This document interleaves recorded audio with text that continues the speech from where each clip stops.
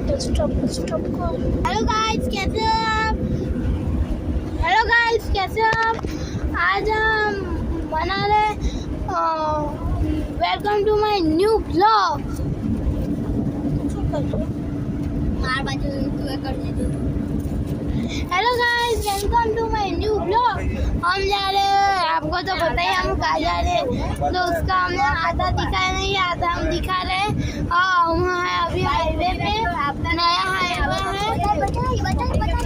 देखो ये है नया हाईवे, और दूसरी सारी तरफ देखो सिर्फ पानी ही पानी, पानी ही पानी। देखो सिर्फ खेत का पानी है यहाँ पे।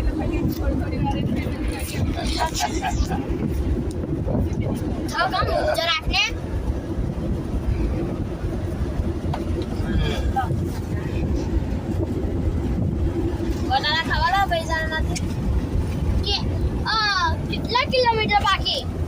अच्छा तो बाकी